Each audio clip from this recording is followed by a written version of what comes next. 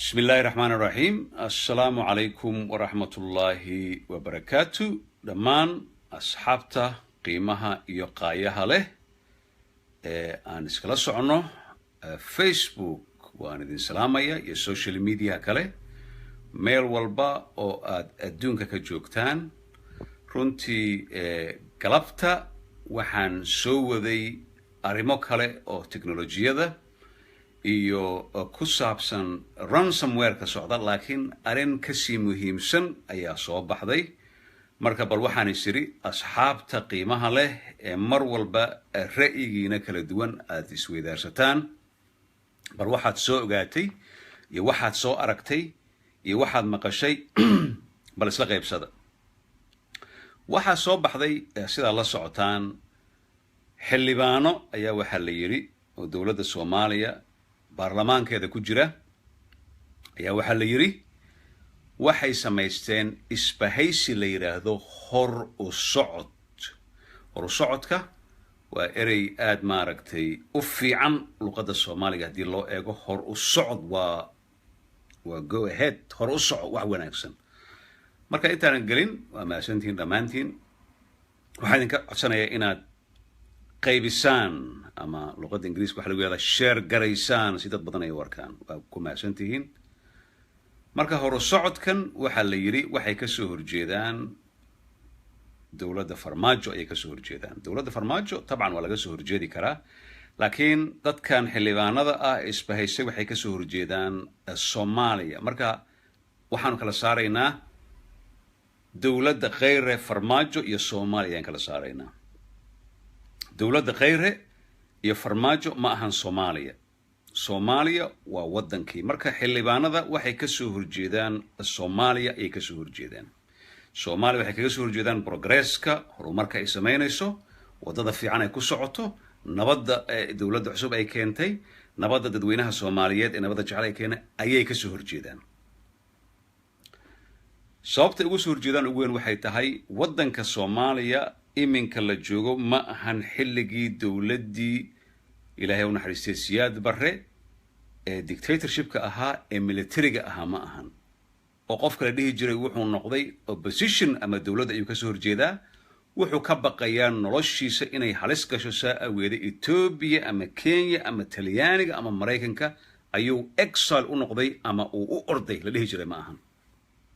maanta adigoo xildhibaana adigoo xisbi kale ku jira waxaad doonta ayaa waxaad dhex fadhiisan kartaa studio TV ama Facebook ama radio dowladda waxaad dhihi kartaa dowladdan waa dowlad xun waa dhihi kartaa laakiin haddii adigoo xildhibaan oo dadka Soomaaliyeed oo qabaa'ilka ay ku soo doorteen waddan dariska aad tagtid oo meesha aad ka abuurtid qalalaase ka soo horjeeda waddanka waxaad noqonaysaa traitor ayaad noqonaysaa waxaad ka soo horjeedaa Soomaaliya kama soo horjeedid sida ay sheegeen kheyre dowladdiisa iyo farmaajo kama soo horjeedaan marka xildhibaanadan sida la soo wariyay oo la sheegay nin madasha waxa uu Cabdirashiid Xidig nin la yiraahdo oo kulli anigu aqoon uma lehi mana arkin mana maqal oo Nairobi lagu sameeyay marka why Nairobi why not Muqdisho waxa lagu sameeyay Jowhar afgoy waxa lagu sameeyay waayo hadda cid ka soo horjeedi karta ma jirto haba yaraatee haddii aad tiraahdid dowladdan ka soo horjeeda laakiin qofka waddan anaga taariikhiyan dariskeena ah oo ciidamadiisa waddankan ay joogto u arkay inuu 100 xildhibaan isu keeno si uu uga hor imaado oo kulligood intooda badan ay yihiin kuwii xilalka ku waayay kuwii dowladdii hore ee Sharmaarka iyo Xasan Sheekh ay ku jiraan ay yihiin runtii waa qalad iminkana Soomaaliya uma baahna qalalaase siyaasadeed in lagu sameeyo arrintan waa arrin weyn oo halis ah arrinta way ka weyn tahay dadka Facebook ka qayliya ee qabaa'ilaadka iyo balaayada ku dagaalama way ka weyn tahay kuwaas waa irrelevant wax jira ma ahan arrintan waa arrin halis ah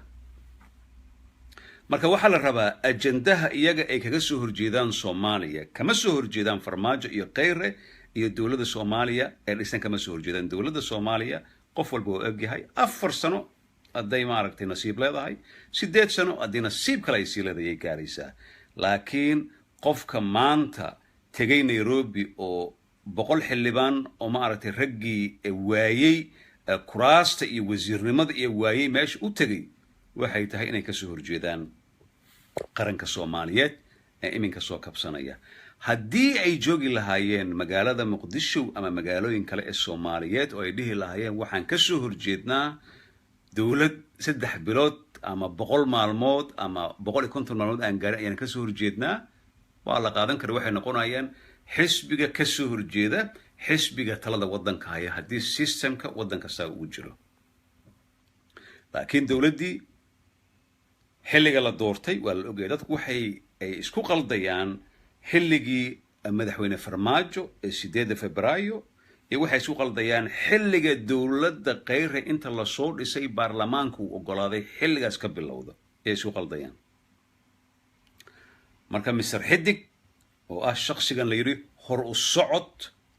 oo tii ugu horeysay ee lagu cadaadin doono ereygan si fiican u dhageys waxay yiraahdeen tii ugu horeysay oo lagu maxaa la cadaadinaya oo xisbigan intuu dhaqaaqo uu yiraahdo dawladda Soomaaliya waxaan kala shaqeynaynaa nabadgelyada abaaraha wadanka sidii loo horumarin lahaa. dawladda Soomaaliyeed ee maanta jirta ma u baahan tahay in opposition lagu noqdo? haa, way u baahan tahay. sababtoo ah haddii ay musuqmaasuq iyo dhib iyo rafaad ay wadaan waxa loo baahan yahay opposition ama dad ka soo horjeeda oo yiraahda la idinka yeeli maayo. laakiin qofka hadduu wadanka ka tago, Ethiopia uu tago, Mareykanka uu tago, Talyaaniga uu tago, Kenya uu tago, Djibouti uu tago, wuxuu noqonayaa dadka Soomaaliyeed ayuu ka soo horjeedaa kama soo horjeedo dawladda Soomaaliya. ma waxay dhihi karaan haddii aan ku shiro maalin walba lagu shiraa magaalada Muqdisho oo la leeyahay dawladdan ma doonayno, dad badan ayaa anaa Muqdisho ku arkay oo la dawladda waan ka soo horjeednaa. fair enough, waa democracy, adduunka saas ayuu u shaqeeyaa. laakiin raggan uu wato Mr. Xidig kama soo horjeedaan dawladda Soomaaliya, waxay ka soo horjeedaan shacabka Soomaaliya. marka dhalinyarada Soomaaliyeed, dadka wadanka jecel, dadka anagoo kala gulwadayaasha ah, dadka anagoo kala wadaniyiinta cusub oo lagu tilmaamay oo ah wixii ugu fiican lagu tilmaama, halistan iyo sirtan socota ee uu ku maldahan yahay qabiilka iyo qurunka ee wadanka la rabo in dhibaato loogu geysto waxay ka soo bilaabanaysaa magaalada Nairobi. qof kastana waa inuu ogaadaa, sababtoo ah waxa shirqool loo sameeyaa dadka Soomaaliyeed ma ahan. sababtoo ah dawladda ma ahan Soomaaliya ma ahan, Khayre Soomaaliya ma ahan, Soomaaliya way wadanka. Khayre Soomaaliya ma ahan, Farmaajo Soomaaliya ma ahan. dadka wadanka iskale dadkoo dhan ayaa Soomaali wada ah. marka haddii la yiraahdo waxaan ka soo horjeednaa dawladda, xamar imaada, gacmo furan ayaa idinku soo dhaweynaya, shirkiina meeshaad ku qabtaan askar idin waardiyeysa oo xuquuqdiina ilaalisa ayaa la keenayaa. laakiin sababta idinka Nairobi markii hay-adihii maaragtay United Nationka iyo ganacsatadii Soomaalidii dadka dhan ay joogaan, maxaad u timaadeen? maxaad u aadeen magaalada Nairobi oo u tiraahdeen 100 xildhibaan ayaan nahay? marka 100 xildhibaan haddaad maxaad ku samayn kartaa meeshaas? waxaad ku samayn kartaan cadowga Soomaaliyeed inaad gacan ku siisaan idinkoo xilkii waayay. kulligooda magacyadii waa la ii soo diray, maantaan arkay dad badan oo la yaqaanaya ku jira. ilamaa aan ka hubsado magacyada ma doonayo inaan Facebook ama social media aan ka sheego, laakiin haddii magacyada la xaqiijiyo oo halkan ku qoran oo hadda la ii soo diray iyagoo PDF ah oo dad runtii aan islahaa waa macquul ay ku jiraan, banaanka ayaa la soo dhigaya. sababtoo ah Soomaaliya ayay waxay doonayaan inay ku celiyaan siday ahayd 4 sano 5 sano ka hor siday inay ku celiyaan doonayaan. taana cid ka yeelaysa ma dhalinyarada Soomaaliyeed, waxgaradka, macallimiinta, nabadoonka, dadkan waxay halis ku yihiin wadanka Soomaaliya. waxay halis ugu yihiin oo ay ka daran yihiin cadowgeena gudaha iyo dibadda ayay ka daran yihiin. sababtuna waxay tahay Nairobi ayay tageen, xamar waa inay yimaadaan dawladda kaga soo horjeestaan. marka aan kala saarno, haddii ay Nairobi tagaan oo ay ka soo abaabulaan in dawladda iyo dadka Soomaaliyeed la carqaladeeyo, waa traitors, wadankooda ayay dembi ka galeen. sababtoo ah wax lagama soo dooranin Nairobi iyo easily meesha la yiraahdo lagama soo dooran. waxaa laga soo doortay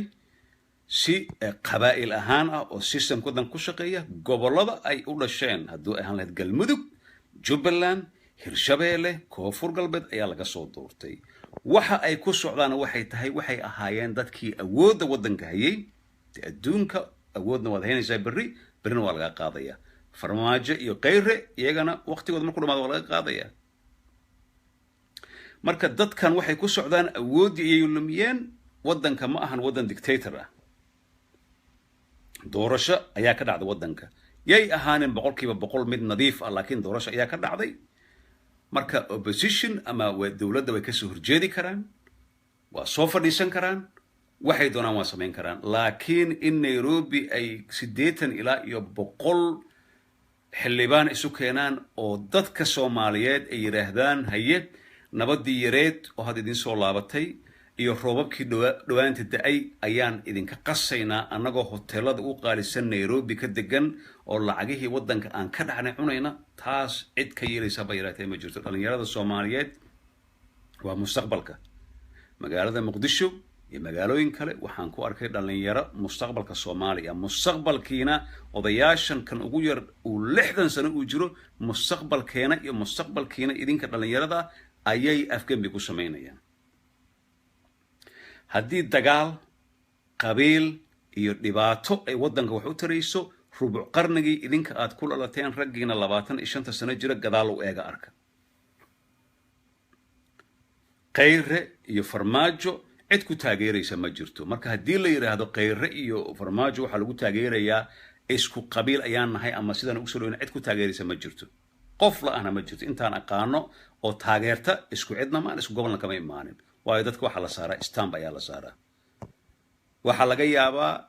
dadkan kale ee hadda wax qasayaba inay isaga dhowdiin ayaa laga yaabaa isku cid aad tihiin laakiin waxa ka sii weyn Soomaalinimada ayaa ka sii weyn weligaana intaan nooshahay inta ku dhiman ha ka xishoonin Soomaalinimada iyo wanaaga iyo waddankeena siduu u soo kabsan lahaa calanka Soomaaliya waxa la yiraahdaa waa nin taagan laba gacmood iyo laba lugood ama gabar taagan iyo madaxa stage wuxuu ku jiray in labada lugood ay go'aan oo disable u noqdo ama curyaan u noqdo hadda labadii lugood kabsigay ku jiraan mid ayuu ku taagan yahay marka hadda iyadoo sidan ay tahay oo dawladii hal san iska day xataa dhowr bilood aan la gaarin ayaa waxa la yiri waxaanu furnay horu socod marka dhalinyarada dadka la dhihi karo si fiican ama meel dheer wax kama arkaan ayaa la qaldayaa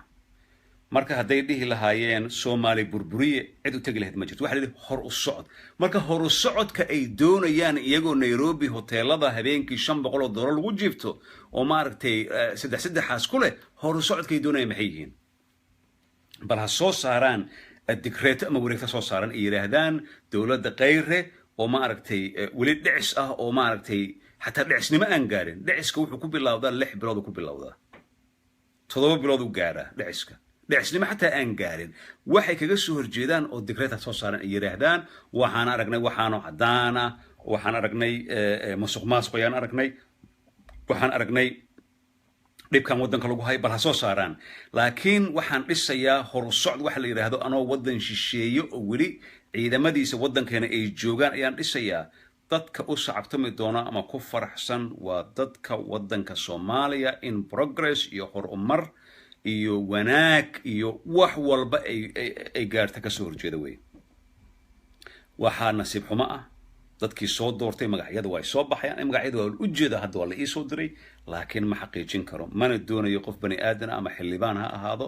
ama habar kuulay ha ahaado inaan been ka sheego marka xildhibaanada ayaa waxa ka mid xildhibaanadii codka siiyay ra'iisul wasaarihii hore ee Soomaaliya Umar Cabdirashiid sidoo kalena waxa arinta wax ka og wasiiro hore oo ka tirsan dawladii Xasan Sheekh Maxamuud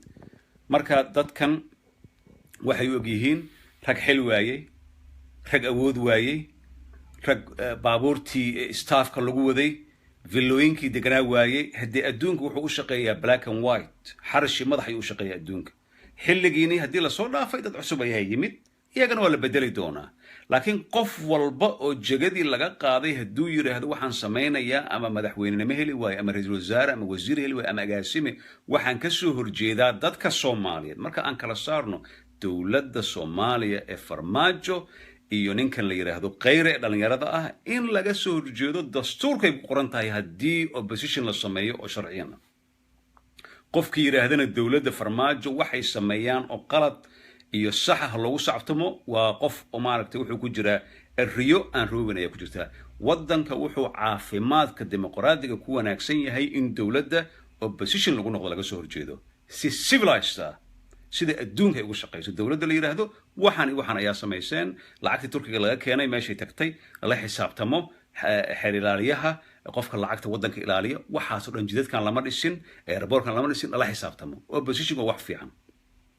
wadanka waa inay joogtaa laakiin Nairobi aan hotel 5 star aan ka deganahay masaakiintana sayidka hoostooda ayay gaajo ku haysa $1 ma haystaan waxaan dhisayaa ururleeyahay horu socod inta hor ugu socotaa bal horu socod sameeyay kaamamkan dadka Soomaaliyeed ku dhibaataysan yihiin bal taga arka hadda waxaan arkay Khayre iyo waxay idinku dhaawaan farmaajo inay masaakiinta shaahi la cabaan waxay doonaan sameeyaan marka madaxweynaha saa la socotaan UFT ballaaran uu hogaaminayay waxay ka soo qayb galeen maaragtay shir oo maaragtay successful oo ka dhacay shirkan markii uu dhacay oo la arkay Soomaaliya inaysan gadaal aan eegayn mar dambe ee hor u sii socdaan madaxweynaha daczuumad kala u timid waxa laga cazumay inuu wadanka Masar u tago Sisi u tago awal waxa la dhihi jiray Masar hadii qof uu cazuumo dawladeeda Ethiopia ay xanaaqayso anaga Ethiopia ma xukunto Soomaaliyeena dad waan la sheeqana madaxweynaha Masar ayuu tagaya ka bacdi shirka islaamka iyo carabta oo ka dhacaya magaalada Riyadh ee wadanka Sacuudiga ayaa waxa cazumay boqorka ayaa cazumay marka madaxweynaha dadkaas waxa rabay inay ku mashquulaan oo xamar ay u yimaadaan ilaa mudane madaxweyne 100 safar ayaa gashay waxaad ka keentay oo lacag ah iyo horumar ah bal noo keenano tus in la yiraahdo ay la soo fadhiistaan oo meel walba ay tagaan waa loo sacabtumi lahaa waa la taageeri lahaa laakiin lama taageeri karo qof ka soo horjeeda ummadda Soomaaliyeed ma aan farmaajo ummadda Soomaaliyeed waa anaga oo dhan oo farmaajo iyo Khayre iyo Jawaari iyo qof walba uu ku jiro marka dadkiinan oo 700 ee hadda daawanaya si share gareeya ra'yina mar walba waa muhiim inaad ka hadashaan oo ogaataan hor u socday la baxeen magacyada meel walba ayaa la soo nin la yiraahdo Cabdirashiid Maxamed Xidig ayaa looga dhigay gudoomiye ku meel gaar ah wili ayaa la sameeyay waxaan maqli jiray dawladii Soomaaliya ku meel gaarka ayaa maqli jiray hadda waxa la sameeyayba xisbiga hor u socod waa madasha hor socod ayaa la sameeyay marka haddii aad taageeri lahayd dawladda farmaajo Khayre haddii aad taageeri lahayd iyo haddii aadan taageeri lahayn arintan ma qusayso dawladda Soomaaliya ma qusayso waxay qusaysaa shacabka Soomaaliya ayaa dawladda ka weyn dawladda waa loo dhiibtay waxa la yiri booska noo ilaali haddii aanan ka helin 4 sano ka bacdi haraateen hurfana ma ka saarayna wayna soo dhacdo waa la arkay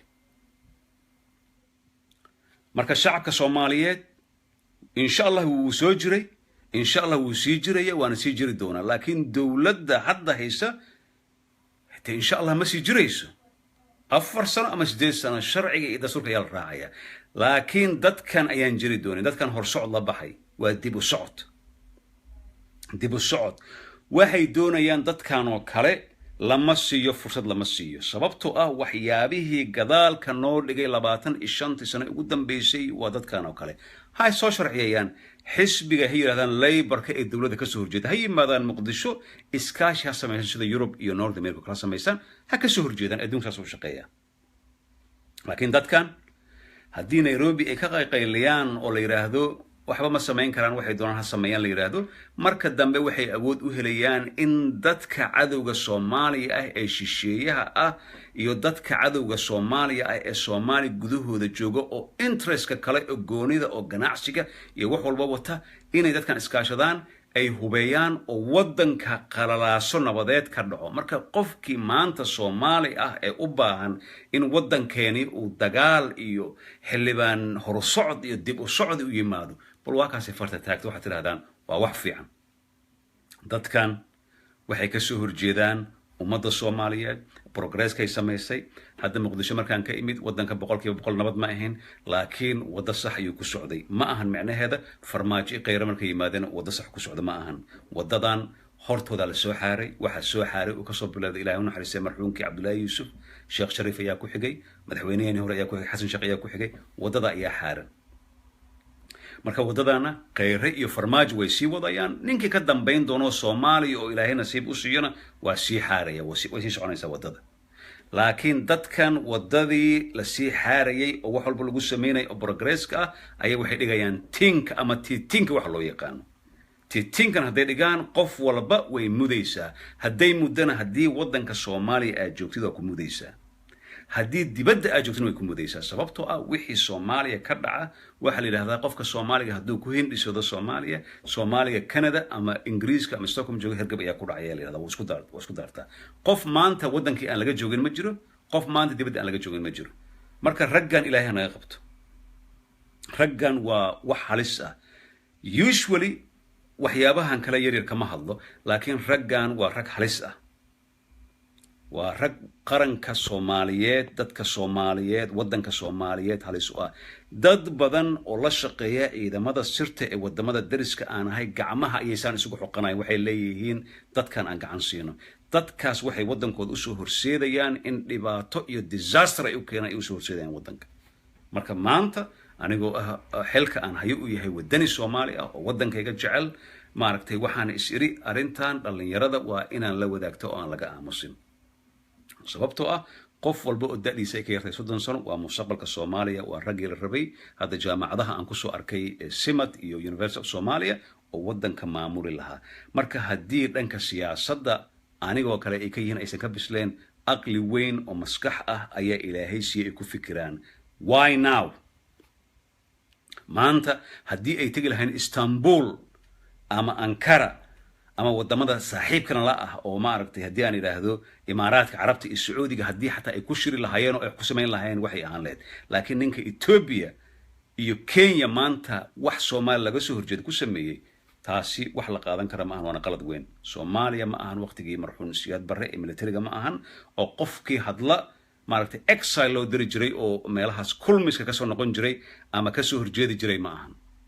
haddii aad dawladda ka soo horjeedid madaxtooyada hotel ka soo horjeeda SYL ayaa day karta waxaad leedahay farmaajo iyo khayr ka soo horjeeda waan lagu sacbinaya haddii qof walba oo Soomaali ayaa gacan ku siinaya laakiin markii aan Nairobi aad tagtid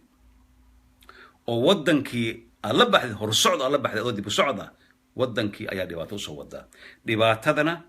si fudud ay ku bilaabataa waxa maqlay ururo waxa soo baxay diimeed oo magacyo la baxay marka hore waxay ku soo baxayaan qofku oranay mal markuu soo baxay aniga maanta hadii aan rabo inaan qas aan sameeyo ilaa aan ka weynaado oo lacag badan aan ka helo oo ciidan badan aan ka helo waxaan leeyahay waxaan u socdaa nabad iyo dimuqraasi waxaan aaminsanahay laakiin maalintan awood yeesho condition ayaan la imaanaya kaasoo ah waxaan rabay hadii la ii sameyn waayo waxaan dagaal ka soo bilaabayaa hawdka galmudug ama waxaan ka soo bilaabayaa Puntland ama Jubaland aan koonfur galbeed koonfur southwest ayaan ka soo bilaabaya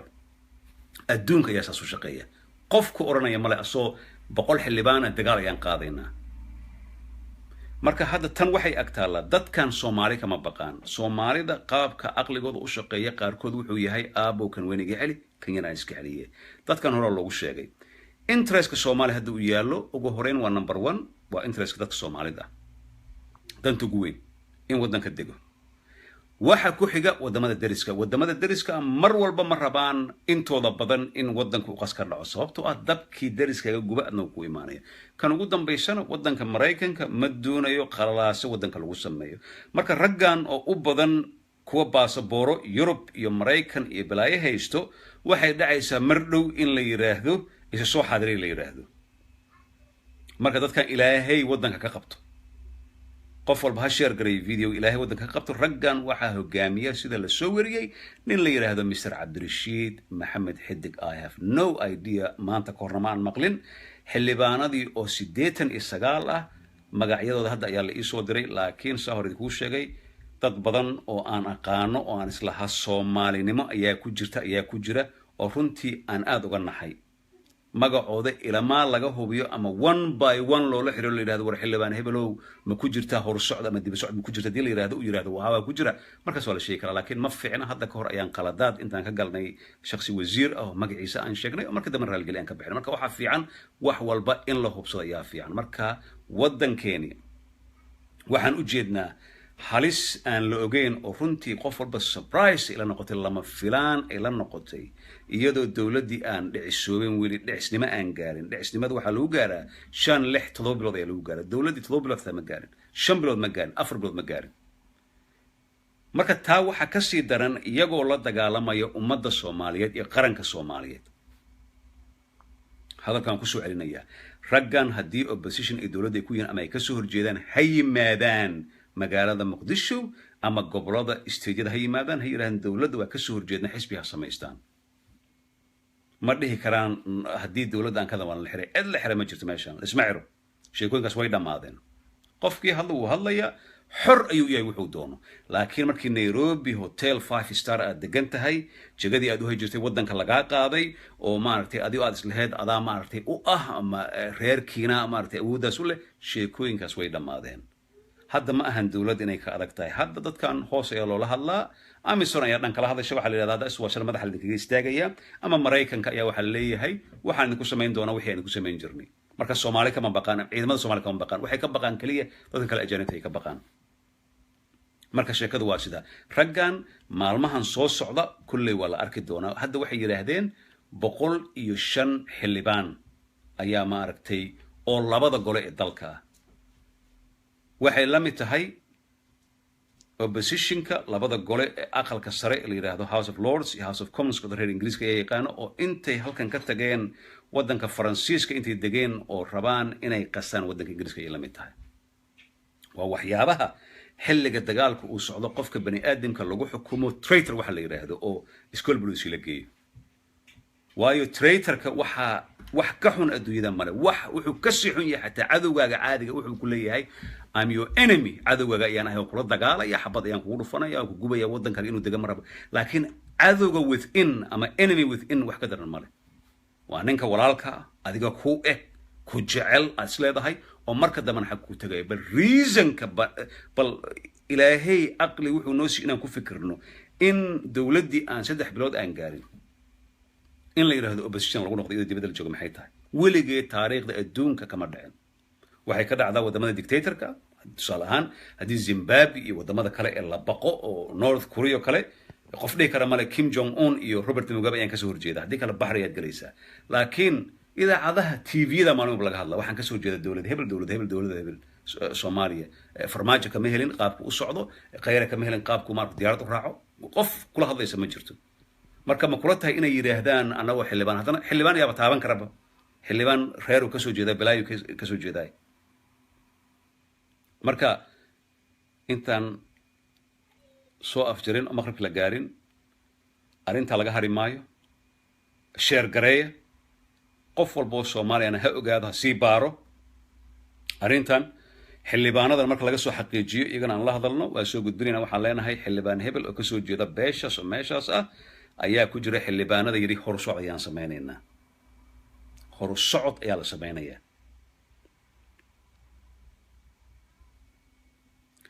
waxa la dhisayaa guddi kale oo ka hoos shaqeeya raggan xataa parliament privilege-ka ay haystaan mishaarka waxa fiicnaan lahayd weli in baarlamaanka uu emergency soo saaro oo dadkan mishaarka iyo lacagahan dhowrka $1,000 ay qaataan in gabi ahaan laga jiro marka iyagoo ordaayo oo diyaaradii dawladda cusub ay u soo furtay ee African ka soo raaci doono oo ku imaan doona magaalada Muqdisho ileen qofkii maanta yiraahdo Soomaaliya ayaan doonay inaan qaso Soomaalnimo kuma jirto uma imaan wuxuu u imaaday lacagta shir u qaato ama villooyinkii uu degnaa iyo gabdhihii quruxda badan u guursan jiray oo filinkoodii uu soo xirmay sababta dawladda cusub ay timaado taf dawladda cusub ay timaado qof wax sameyn kara ma jiro haddii dawladdan isbedesho dawlad kale ay timaado way dhamaatay marka sheekooyinkii motionkii iyo lacagihii la kala qaadan jiray businesskii la rabaa hadda in dawladda cadaadis soo saaro marka ugu dambaystii waa inaan ogaanaa